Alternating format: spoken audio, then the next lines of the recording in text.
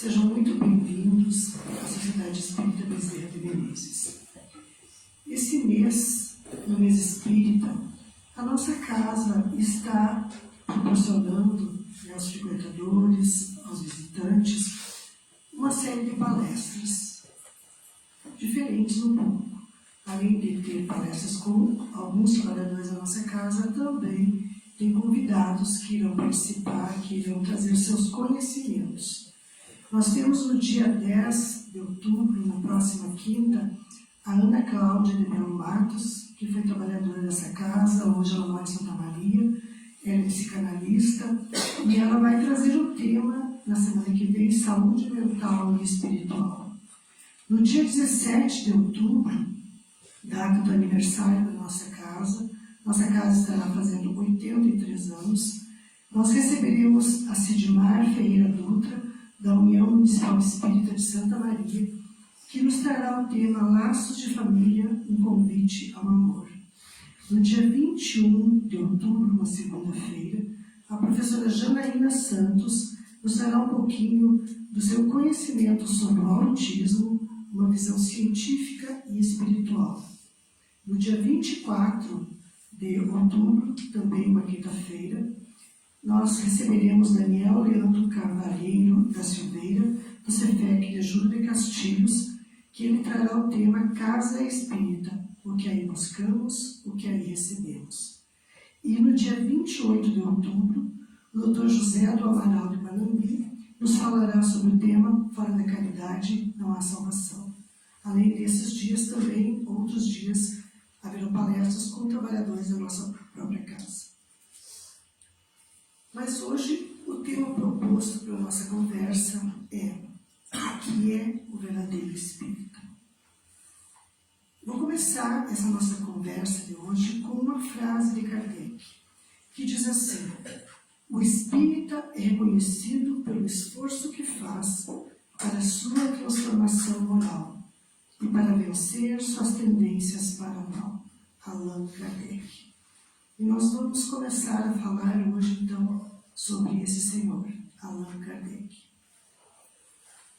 Há exatos 220 anos atrás, no dia 3 de outubro de 1804, em Lyon, na França, nascia Hippolyte Léon Denisard Rivail, o codificador da doutrina espírita, que nós mais conhecemos como Allan Kardec. Rivail, desde criança, ele se diferenciou das outras crianças pela inteligência, pela vivacidade, pelo estudo, pela compreensão. Ele era um questionador. Ele não aceitava nada que não tivesse uma explicação lógica. E, em Paris, no século XIX, estavam ocorrendo alguns fatos estranhos, que todos nós conhecemos como as mesas girantes. Mesas que flutuavam, pulavam, respondiam a perguntas feitas pelas pessoas. E esse fenômeno tomou conta dos salões, das festas de Paris dessa época. E esse fato começou a intrigar o Hippolyte Léon Denisard Rivail. Como um pesquisador, de começo ele achou que eram fraudes. E a convite de alguns amigos, ele foi a algumas sessões dessas, ver essas mesas que pulavam, essas mesas que batiam. E ele, no começo muito descrente, ele começou a dar um olhar científico para isso. Ele questionava o que estava acontecendo para que mesas são seres inanimados, não têm vida, objetos animados não têm vida, como é que mesas poderiam responder? E às vezes respostas que eles aceitavam. Bom, ele começou então uma série de pesquisas sobre isso. E ele começou a fazer perguntas, muitas delas que exigiam um certo conhecimento para a resposta. E ele chegou à conclusão que, já que as mesas não tinham conhecimento algum, que existia algum princípio inteligente por trás dessas respostas. E a partir da pesquisa dele, ele descobriu que esses princípios inteligentes nada mais eram do que os espíritos.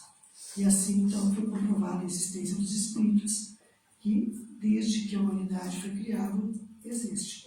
Mas que foi, como é que eu vou dizer assim, mais divulgado, mais conhecido a partir, então, da pesquisa e do estudo de Kardec.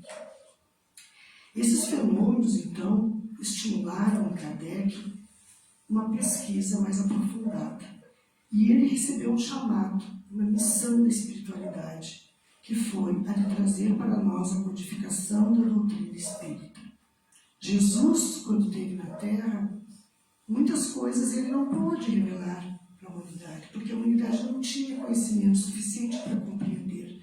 E ele disse que seria, no tempo justo, enviado o Consolador prometido. E segundo nós temos estudado, esse Consolador é o Espiritismo, que veio para trazer uma luz, veio para trazer um esclarecimento para a humanidade.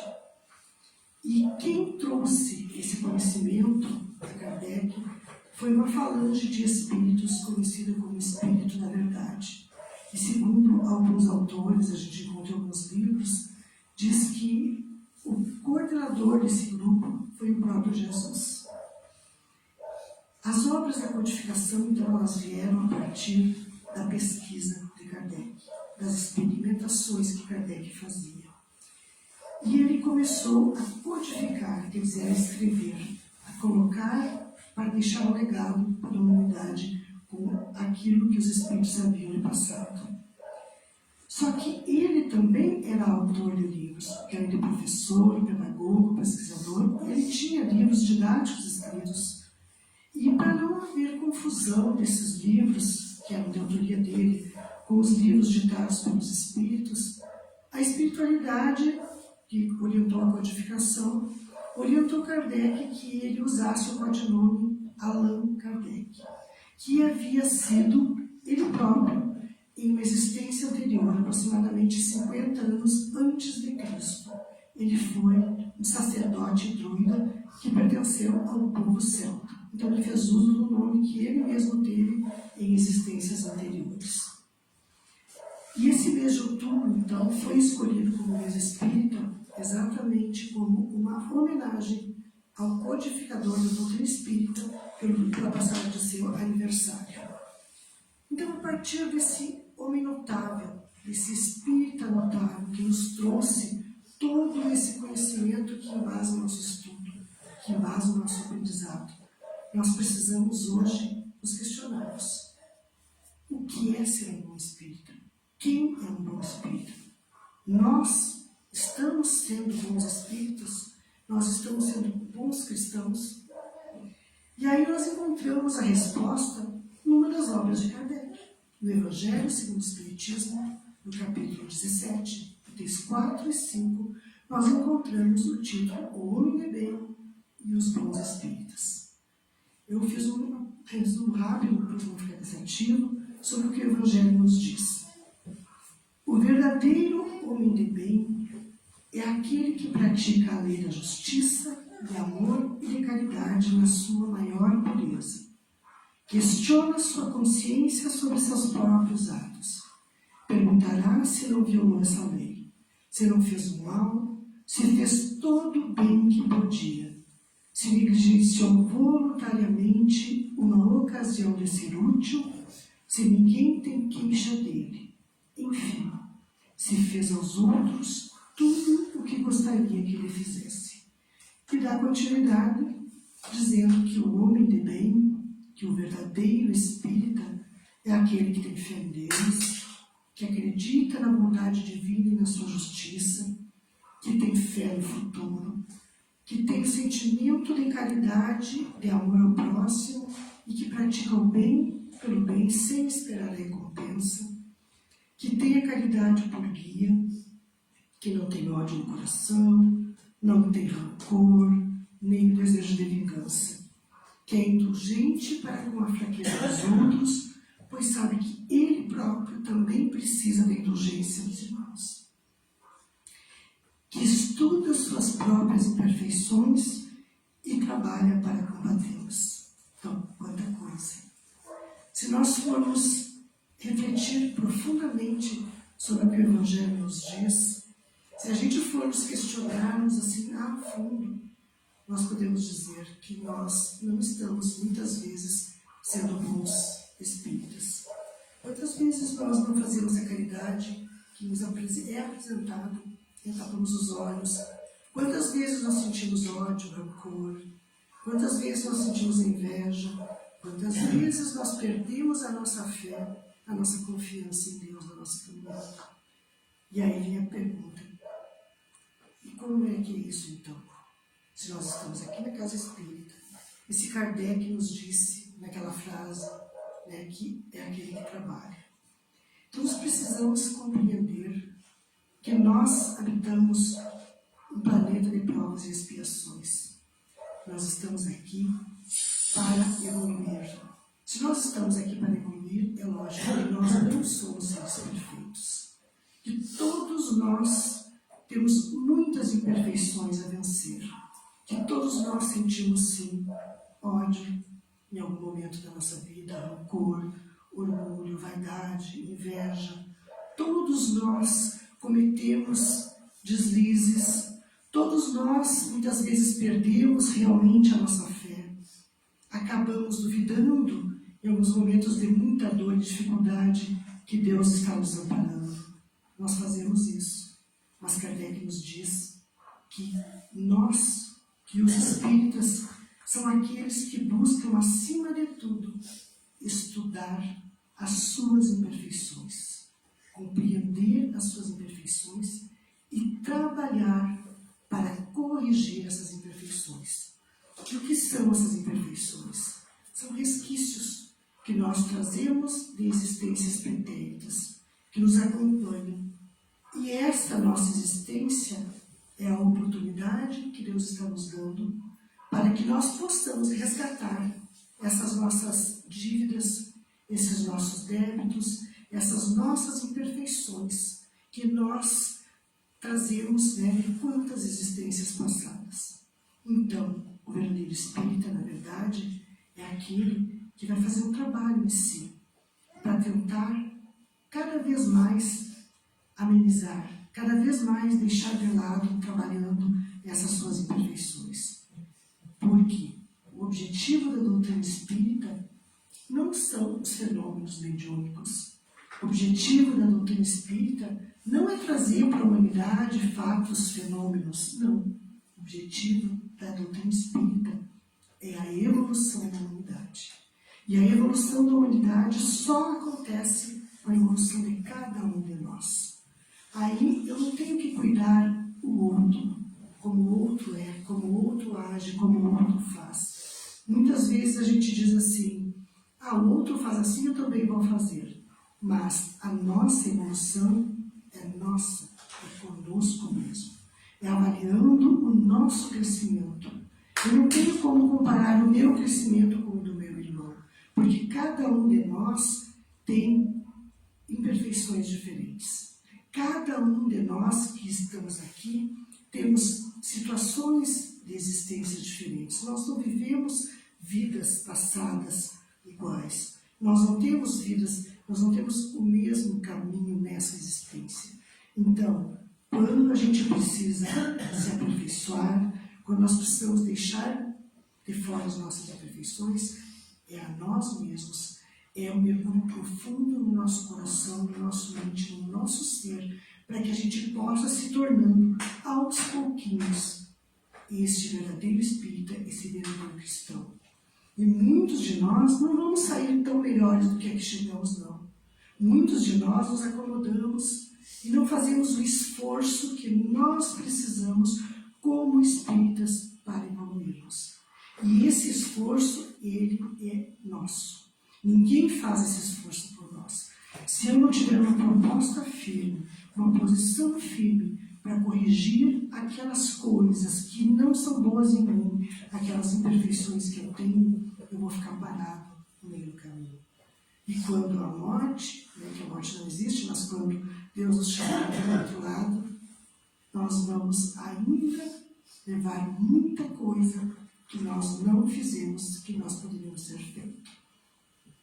E através das obras da codificação, Kardec nos deixou, então, preciosos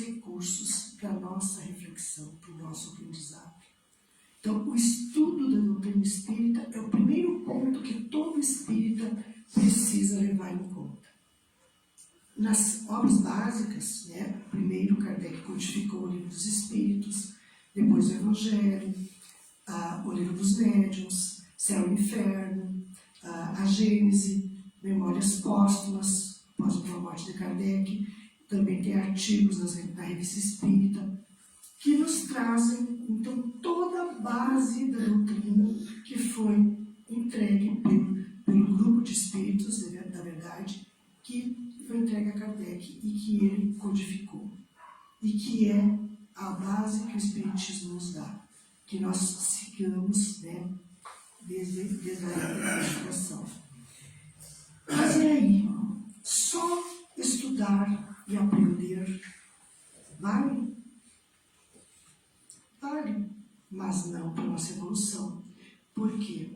Jesus nos disse que obras, né, que a fé sem obras não tem valor. A mesma coisa a gente pode dizer, que o estudo sem a prática também não tem valor. Eu preciso aprender, conhecer a doutrina, aprofundar o meu conhecimento, mas eu preciso colocar em prática o que a doutrina me ensina. E a prática se faz a partir da caridade. Essa foi a mensagem que o Mestre Jesus nos deixou. A caridade para com os outros, trabalho pelos outros. Então, o bom espírita passa por essas duas situações.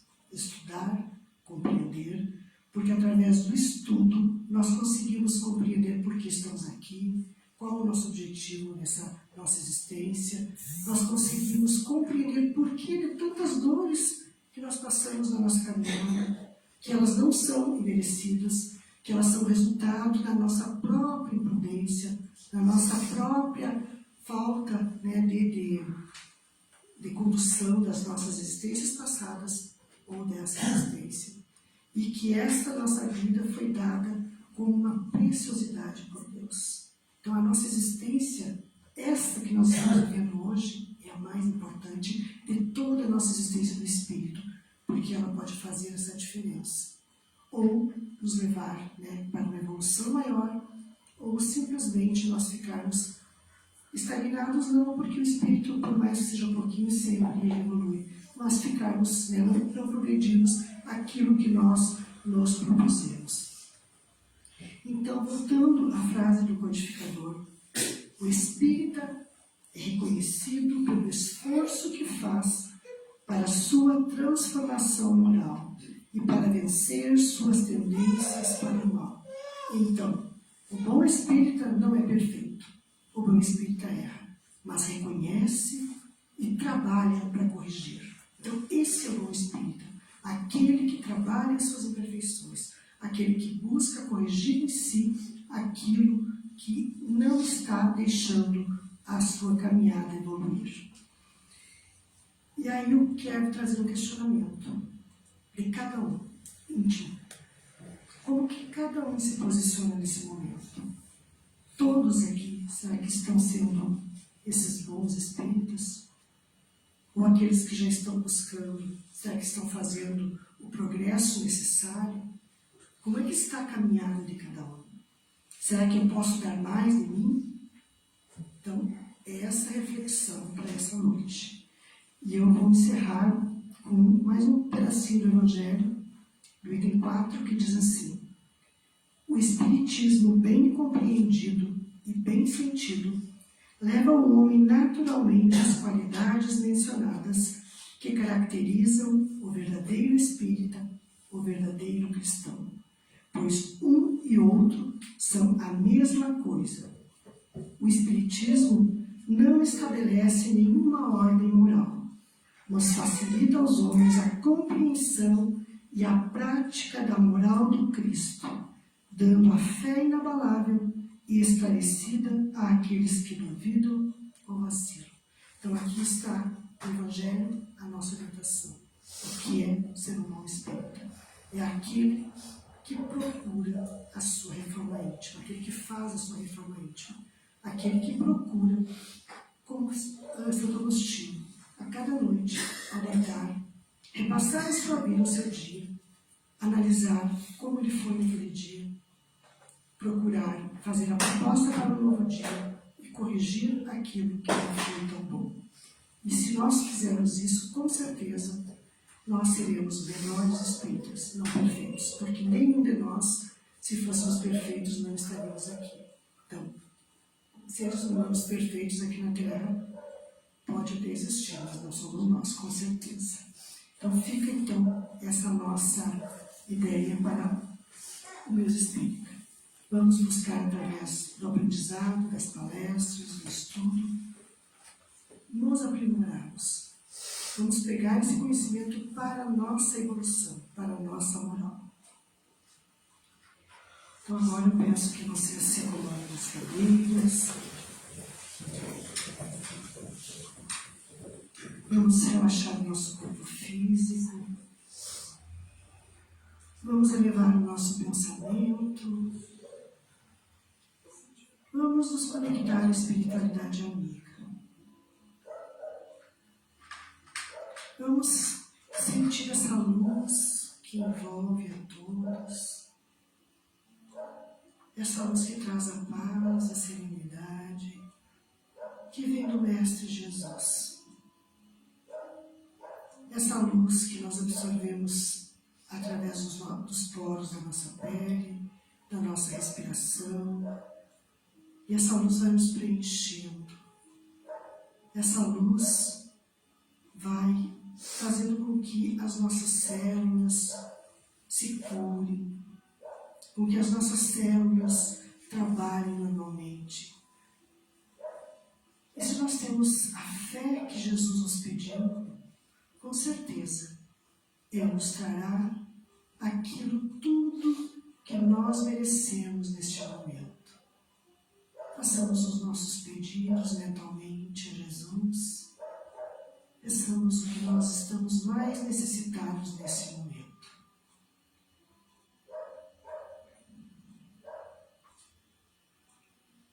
E tenhamos a certeza que o nosso Pai jamais nos desampara, que o nosso Pai está sempre atento às nossas necessidades, nós que muitas vezes fugimos do seu caminho. Então vamos agradecer a Deus por tudo que nós recebemos aqui nessa noite. Vamos agradecer a Deus por essa existência. Vamos agradecer a Deus por ter nos colocado Kardec no caminho e ter nos colocado toda essa obra que foi codificada pela espiritualidade amiga e que chegou até nós para nos auxiliar na nossa caminhada. E assim, com o coração cheio de gratidão, de amor, digamos a Deus: obrigada, Pai, por tudo aquilo que recebemos. Gratidão. E que Deus nos abençoe e nos proteja sempre. E que assim seja.